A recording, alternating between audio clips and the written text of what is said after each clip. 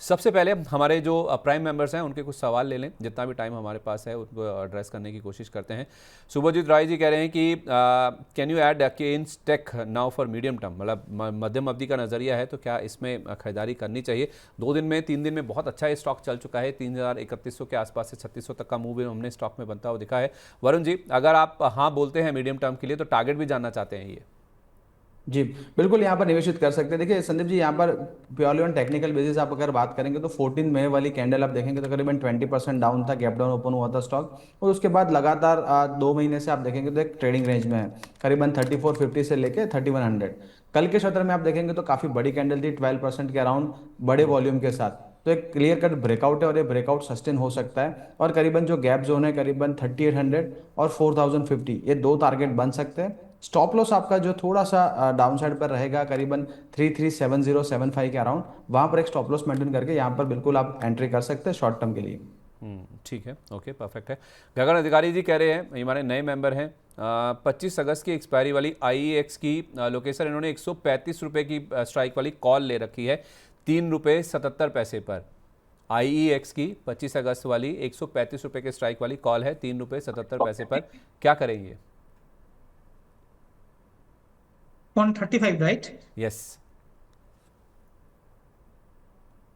सब मूवमेंट आ सकता है स्टॉक पे। मेरे हिसाब से अभी तो होल्ड करें, पर स्टॉप लॉस जरूर मेंटेन करना पड़ेगा, ₹2.10, ₹2.20 में। ओके, ठीक है।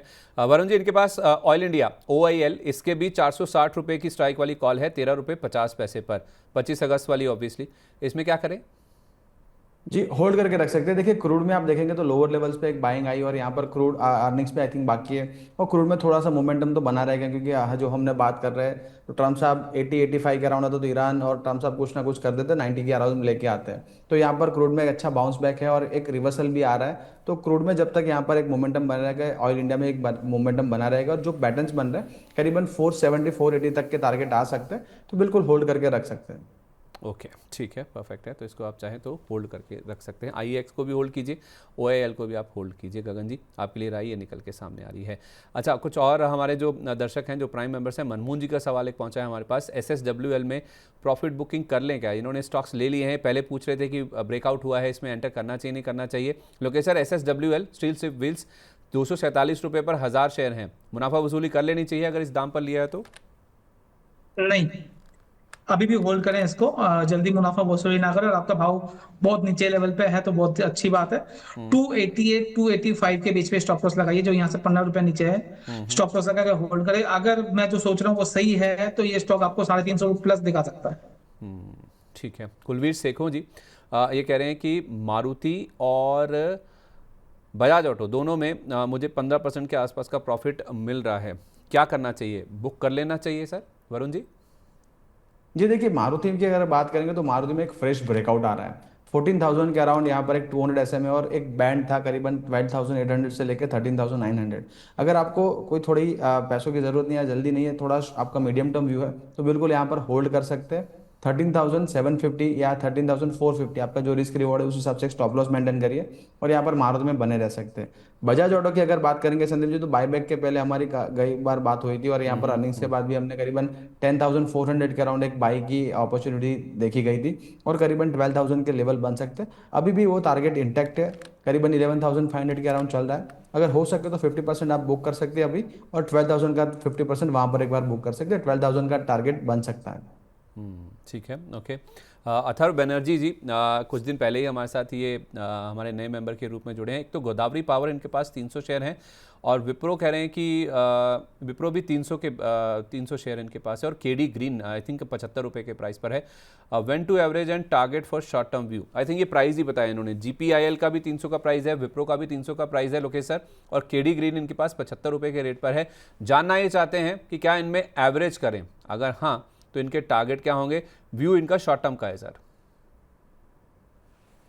तो GPIL में स्टॉप लॉस लगा ले 235 237 के बीच का, एवरेज ना करें। अभी इसमें कोई मोमेंटम हमें दिख नहीं रहा, तो ठीक है, आपको होल्ड करना है, स्टॉप लॉस लगा के होल्ड करें। दूसरा स्टॉक सर, आपने बात की विप्रो की। जी।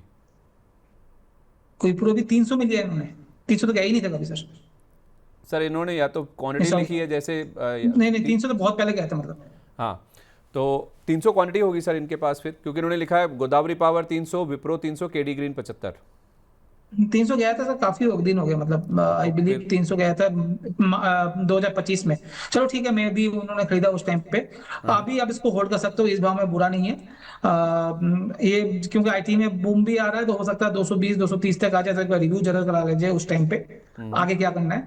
विप्रो में मैं ज्यादा बुलिश नहीं हूँ, आपको सर पता है 26 साल से कोई रिटर्न नहीं है, कई बार हमने डिस्कस किया है इसमें। 26 साल से अच्छा, जीरो रिटर्न है, माइनस में रिटर्न है अब अच्छा। तो अब जब तक इसमें कोई ग्रोथ भी हमें नहीं दिख रही है, तो 180 1875 का स्टॉप लॉस है, 220 30 आ सकता है, उस टाइम पे वापस से एक बार रिव्यू करा लीजिएगा। केडी ग्रीन अभी ट्रैक बेचने की करते हैं जरूरत आप? नहीं। केडी ग्रीन ट्रैक करते हैं आप? KD green, KD green, sir KD green chart एकदम खराब है, मेरे हिसाब से निकलना ज्यादा सही रहेगा। आप स्टॉप लॉस 46 47 में लगा लीजिए।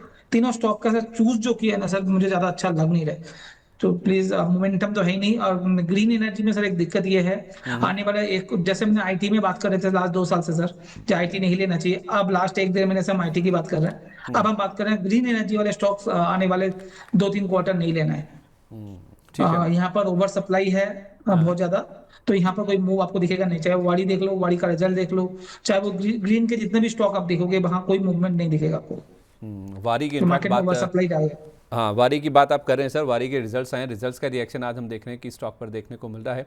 तो एक बार रिजल्ट्स देख भी लीजिए वारी एनर्जीज़ के, इनका मुनाफा जरूर आपको 14% बढ़कर आता हुआ दिखा है। रेवेन्यूज़ में देखेंगे 79% का जंप है, अबिड्डा 44% बढ़ा है। लेकिन प्रॉब्लम कहाँ आ गई? प्रॉब्लम आ गई मार्जिन्स पे, 22.5% वाले मार्जिन आ गए 18.2% पर, और स्टॉक का रिएक्शन आप देख ही सकते हैं आज किस तरह से देखने को मिल रहा है। वारी एनर्जीज में जब मैंने लास्ट देखा था तब इस स्टॉक में अच्छी खासी गिरावट देखने को मिल रही थी। और अभी एक बार दिखा दीजिए कि चार्ट पे किस तरह का मूव देखने को मिल रहा है। तो अभी भी आप देखेंगे तो 5% के आसपास ही गिरावट वारी एनर्जीज के स्टॉक में आपको नजर आएगी। 2600 के आसपास का लेवल है। क्या करना चाहिए वरुण जी वारी एनर्जीज सर पर? ये, जी सर, सर आप ओके, ठीक प्लीज़ प्लीज़ ठीक है, सर, तो वरुण जी बोल देंगे फिर। कंटिन्यू कीजिए सर, कंटिन्यू मैं ये कीजिए। कह रहा था सर, ये जो पास्ट परफॉर्मेंस है, यहाँ पर जो पास्ट के रिजल्ट्स हैं वो दिख रहे हैं। फ्यूचर में जो ओवर सप्लाइड हो गई है मार्केट में, तो उस वजह से आप देखोगे फ्यूचर में रिजल्ट भी, ग्रोथ आपको कम दिखेगा। मैं वो बोलने की कोशिश कर रहा था, बाकी वरुण जी बता ही देंगे। वरुण सर,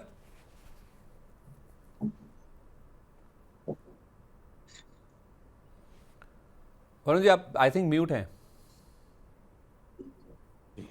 जी संदीप जी, जी। संदीप जी, अगर आपको 29 जुलाई जून सॉरी जून वाली जो कैंडल है, आपने अगर शायद रिकॉल करेंगे तो वहां पर एक ब्रेकडाउन मिला था करीबन 2950 के ऊपर, और वहां पर से एक शॉर्ट कॉल या फिर एक अवॉइड की सलाह दी गई थी, और करीबन 2650 तक के टारगेट बन सकते हैं, वो यहाँ पर आए हैं। अब यहाँ पर आप देखिए टेक्निकली 2500 से लेके 2600 का जोन है, वहां से बार बार स्टॉक ने यहाँ पर एक अपमूव दिया है। हो सकता है यहाँ से भी एक डेड कैट बाउंस आए, बट अभी भी जो चार्ट है नेगेटिव है, और जो लोकेश जी बता रहे हैं उनकी बात से मैं सहमत हूँ। देखिए ग्रीन एनर्जी थीम में काफी सारे जो स्टॉक है वो एक डाउन ट्रेंडिंग मूव में चल रहा है, और यहाँ पर अभी भी थोड़ा अवॉइड करना चाहिए जब तक कोई रिवर्सल साइंस ना बने।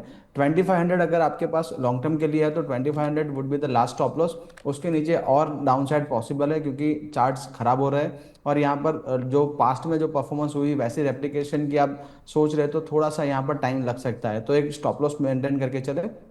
और ऊपर के जोन में आप देखेंगे तो करीबन 2800 2850 के जोन में लगातार यहाँ पर रेजिस्टेंस फेस होता दिखेगा। ठीक है। वरुण जी जल्दी से ना 3 4 स्टॉक्स हैं जो कि नैन्सी जी पूछ रहे हैं, इनके डिमांड जोन्स किस तरह के देखने को मिल रहे हैं। उसमें शैडो फैक्स एक है जो उन्होंने बोला है, इसको आप देख लीजिए। एक एजीआई इंफ्रा लगातार ये सवाल पूछती हैं, जेएसडब्ल्यू इंफ्रा और अदानी पोर्ट्स। तो आई थिंक नई पोजीशन बनाने के हिसाब से ये पूछ रही हैं, इनमें से कोई बेस्ट या फिर 2 अच्छे जो आपको लग रहे हों? जी देखिए, शेडो फैक्ट्स की अगर बात करेंगे तो शेडो फैक्ट्स के अंदर एक अच्छे मूव के बाद यहाँ पर वापस एक डाउन मूव बन रहा है, तो डिमांड जोन तो करीबन 199 200 के आसपास है, तो वहाँ पर एक वेट करके आप वहाँ पर एंट्री की सोच सकते हैं। एजीआई इंफ्रा अवॉइड की सलाह दूंगा, एक डाउन मूव, यहाँ पर एक डाउन ट्रेंडिंग स्टॉक है, 200 SMA के आसपास कर यहाँ पर कंसोलिडेट कर रहा है, बट जिस तरह से स्टॉक फॉल हुआ है यहाँ पर और बड़ी गिरावट आ सकती है, करीबन 270 250 के जोन में जा सकता है, तो यहाँ पर अवॉइड की सलाह रहेगी। दूसरा अदानी पोर्ट्स, अदानी पोर्ट्स की अगर आप बात करेंगे तो लगातार संदीप जी देखिए 1800 के जोन से हम यहाँ पर अवॉइड की सलाह दे रहे हैं कि जो बाइंग जोन है करीबन 1600 1650 के जोन में आएगा, तो यहाँ पर उस जोन में अप्रोच करता दिख रहा है। करीबन 1600 1580 के जोन आ रहे हैं, तो वहाँ पर एक बार ऐप ऐड कर सकते हैं। ठीक है। लोकेश सर, एमटा टेक देखिए, फिर मैं वेदांता वाले ग्रुप की बात करना चाहूँगा। एमटा टेक में ज़बरदस्त नंबर्स आए हैं, ऑलमोस्ट 5 गुना मुनाफा बढ़ गया है, रेवेन्यू में 2.5% का जंप है, 2.5 गुना का जंप है इनके। हाईएस्ट एवर रेवेन्यूज इन्होंने रिपोर्ट किए इस क्वार्टर में, 3 गुना बिड्डा बढ़ गया इनका। मार्जिन भी देखिए 18% वाले 23.5% पर आते हुए दिखे हैं। एक अमेंडेड ऑर्डर भी मिला इनको 3,920 करोड़ रुपये का इनके मौजूदा कस्टमर से ही। एमटा टेक में सर अब 5% का अपर सर्किट है, करना क्या चाहिए? 8,400 वाला 5,400 में मिल रहा है। जी, एक तो प्रॉफिट बुकिंग तो आएगी सर, क्योंकि हमने भी 7600 में प्रॉफिट बुक करा दिया था इस स्टॉक पे। अभी एक बार नजर रखनी पड़ेगी, ये आज का मूव है, ये कंटिन्यू रहेगा, एक बार चेक करना पड़ेगा। बट जो लेवल है ये बुरा लेवल नहीं है, 5400 में अकोमुलेट स्टार्ट करना चाहिए, बट आज तो सर्किट ले नहीं सकते। बट एक बार में वापस जिसने भी प्रॉफिट बुक किया होगा 7600 में, जहां हमने बात की है, और हमने 1700 से बात की थी खरीदने की, 1700, 2700, 3500, 4500, आपको याद हो, कई बार बात की है हमने। आई रिमेम्बर मगर सर। अब क्या करना है सर, अभी अगर मिलता है आपको, थोड़ा थोड़ा एक्यूमुलेट करें। एक बार में जरूरत नहीं है खरीदने की, क्योंकि अब थोड़ा सा रुक के काम करेगा ये स्टॉक।